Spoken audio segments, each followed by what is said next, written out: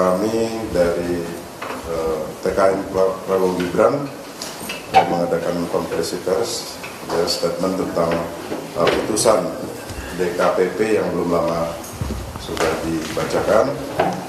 Saya sendiri, nama saya M. Maulana Bungaran SHMH, Wakil Komandan EHO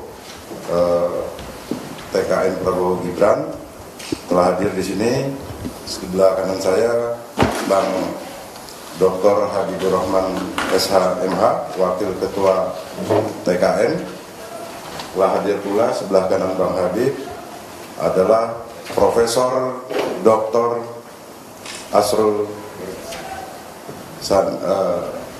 Andi Asrun, Profesor Dr. Andi Asrun, ahli hukum dari ahli hukum konstitusi, ya, yang merupakan seorang guru besar Universitas Pakuan, dan paling ujung adalah Bang Desmi Hardi. Sebelah kiri saya Bang Munatsir Mustaman, sama Bang Dovi Ronpas juga dari TKN EHO.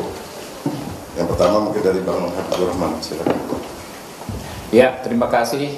Bismillahirrahmanirrahim. Assalamualaikum warahmatullahi wabarakatuh. Salam sejahtera untuk rekan-rekan semua. Terima kasih sudah hadir di sini. Ada beberapa poin yang perlu kami sampaikan. Saya selaku Wakil Ketua Tim Kampanye Nasional Prabowo Gibran menyampaikan yang pertama, ya, kami menghormati putusan DKPP ini sebagai lembaga yang diatur dalam Undang-Undang Nomor 7 Tahun 2017 tentang Pemilihan Umum. Namun perlu dipahami bahwa putusan DKPP ini sebagaimana diatur pasal 458 Undang-Undang Pemilu tidak lagi bersifat final. Namun berdasarkan putusan MK nomor 32/PUU /19 Romawi/2021 terhadap putusan DKPP bisa diajukan gugatan ke Pengadilan Tata Usaha Negara, sehingga putusan DKPP tidak lagi bersifat final dan dia merupakan objek dari Peradilan Tata Usaha Negara. Yang kedua, ya, bahwa putusan DKPP ini tidak ada kaitannya secara hukum dengan legal standing paslon Prabowo Gibran, karena paslon Prabowo Gibran bukanlah terlapor, bukan juga turut terlapor dalam perkara ini, dan putusan DKPP ini, ya, tidak menyebut pendaftaran Prabowo Gibran menjadi tidak sah. Bahkan ini saya bacakan, ya, secara khusus di halaman 188, ya, putusan tersebut, DKPP menilai KPU sudah menjalankan tugas konstitusional. Pertimbangannya pertama, bahwa berdasarkan ketentuan tersebut di atas, KPU inkasu para teradu memiliki kewajiban untuk melaksanakan putusan Mahkamah Konstitusi tersebut sebagai perintah konstitusi, bahwa tindakan para teradu menindaklanjuti putusan Mahkamah Konstitusi nomor 90 dalam pencalonan peserta pemilu presiden dan wakil presiden tahun 2024 adalah tindakan yang sudah sesuai dengan konstitusi. Yang ketiga, kami sampaikan bahwa menurut apa yang kami baca barusan dari putusan DKPP ini, putusan ini terkait persoalan teknis. Saya garis bawahi teknis pendaftaran. Komisioner KPU sebagaimana kami pahami saat ini, ya, sepertinya dikenakan sanksi karena adanya dianggap melakukan kesalahan teknis, bukan pelanggaran yang substantif. Intinya, berdasarkan konstitusi, pasangan Prabowo Gibran tetap terdaftar. Justru kalau tidak diberikan kesempatan kemarin Prabowo Gibran untuk mendaftar, maka bisa saja Bawaslu melanggar hak konstitusi dan bisa saja terkena hukuman yang berat kalau menolak pendaftaran pasangan Prabowo Gibran. Ya, kita tahu bahwa dalam hukum itu kan ada yang namanya substansi itu di atas formalitas. Substansinya secara konstitusi Mas Gibran sudah memenuhi syarat, sehingga itulah yang dilakukan KPU untuk menerima pendaftaran saat itu. Dan saat itu kita paham DPR RI sedang reses, artinya tidak berkegiatan di gedung DPR, sehingga ya bisa dipahami bahwa saat itu ya KPU tidak berkoordinasi, tidak bisa, bukan tidak bisa berkoordinasi dengan DPR. Mungkin surat kemana orang DPR nggak ada, sedang rapat, sedang ada di dapil masing-masing. Dan teman-teman ya, PKPU terkait terkait syarat pendaftaran pada akhirnya kan memang dirubah dan sudah disepakati oleh Komisi 2 DPR RI. Sebetulnya ini sudah nggak ada isu sama sekali, tapi mungkin karena dianggap KPU kurang maksimal secara teknis berkomunikasi dengan DPR saat itu, ya, lalu terbilang putusan ini. Ya, intinya itu tadi pointer-pointernya. Sebelum ke pendapat Prof. Andi Asrun yang lebih kuat alasan-alasan teoretiknya, mungkin sedikit ada tambahan dari Bang Maulana Bungaran bahwa perkara nomor 90 ini sudah berulang kali dipersoalkan secara hukum dan sudah banyak sekali putusan pengadilan ya yang menguatkan perkara nomor 90. Mungkin disampaikan Pak Maulana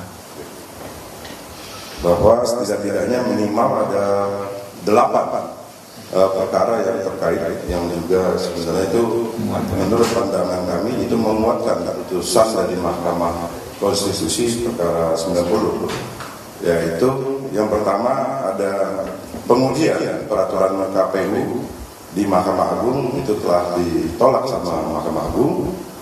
Lalu ada 2 minimal putusan dari Mahkamah Konstitusi setelah perkara 90 tersebut, yaitu perkara 141, 141 dan perkara 145. Lalu ada juga perkara-perkara di pengadilan negeri, diantaranya perkara 730 PN Jakarta Pusat yang sudah dinyatakan gugur. Ada juga di Pengadilan Tata Usaha Negara perkara 578, perkara 601, perkara 637 dan perkara 639 di PT UNM Jakarta, yang seluruhnya di PT UNM itu disemisal oleh PT UNM. Ya. Mungkin Pak Dr. Prof. Andi Asrun. Terima kasih. Saya meneliti putusan MK ini sudah setahun yang lalu, dan jenis putusan yang disebutkan tadi ya, putusan MK nomor 90 sudah riset. Jadi menurut saya putusan DKPP itu keliru besar itu. Ya, keliru besar. Kenapa? Karena KPU ya, melaksanakan putusan Mahkamah Konstitusi ya, yang bersifat self executing. Jadi dia tidak perlu lagi aturan pelaksananya ya. Banyak putusan-putusan MK yang bersifat demikian berkaitan dengan pemilu. Yang pertama adalah putusan 102 PU 7 Romawi 2009, dan kemudian putusan MK nomor 85 tahun 2012 dan putusan nomor 20 tahun 2019. Ini berkaitan dengan penggunaan hak, ya, hak pemilih dan hak pilih. Jadi bersifat self-executing, ya. Artinya dia tidak perlu lagi putusan yang lain. Kenapa? Karena bisa langsung dilaksanakan. Jadi saya berpendapat KPU ini telah melaksanakan tugas konstitusional, ya, melaksanakan putusan MK, dan itu tidak ada mengikat. Kalaupun seandainya dipersalahkan, KPU masih punya sadaran lain, yaitu melakukan revisi terhadap putusan KPU, peraturan KPU yang sebelumnya. Dan kemudian juga begini, kalau Mahkamah Konstitusi membuat putusan yang berikan tafsir terhadap satu pasal, artinya putusan MK itu setara dengan undang-undang. Tidak perlu lagi tafsir dari peraturan di bawahnya. Sebetulnya begitu. Ya. Jadi kalau menurut saya, ini kesalahan besar dari DKPP. Kemudian kedua, DKPP ini harus mengundang pihak yang akan terkena kira-kira. Dia akan terkena imbas dari putusan DKPP. Jadi harus mendengarkan berimbang namanya audio and party. Jadi harus mendengar dua belah pihak. Seperti itu harus, tapi kan tidak dilakukan oleh DKPP. Kemudian DKPP ini sekarang posisinya sama seperti putusan TUN, putusan tata usaha negara. Jadi putusan DKPP ini bisa digugat ke PT UN oleh orang yang merasa dirugikan atau masyarakat yang merasa putusan DKPP ini bertentangan secara moral, secara hukum dan secara konstitusi. Ya, itu yang menurut saya yang bermasalah. Jadi saya lihat DKPP ini melakukan perbuatan melawan hukum namanya. Ya. KPU menjalankan putusan MK sesuai dengan tugasnya, tapi kemudian dipersalahkan. Dan saya kira sudah pantas juga kalau KPU melakukan keberatan atau mengajukan gugatan terhadap putusan DKPP ini ke Pengadilan Tata Usaha Negara Jakarta sesuai dengan jurisdiksi. Dan kemudian juga saya lihat yang persoalan lain yang sangat serius di DKPP ini adalah bahwa DKPP ini harus tidak berpihak terhadap pelapor. Harusnya dia berimbang mendengarkan suara atau pendapat dari orang lain. Jadi sekali lagi putusan MK nomor 90 pertama dia sudah final dan kemudian dikuatkan lagi oleh putusan MK lainnya, setidaknya nomor 1 pasal dan tidak ada koreksi. Dan sifat dari putusan MK ini adalah self eksekutif, bisa langsung dilaksanakan tanpa menunggu peraturan lebih lanjut sebagaimana putusan. Kira-kira itu Pak sikapnya. Ya.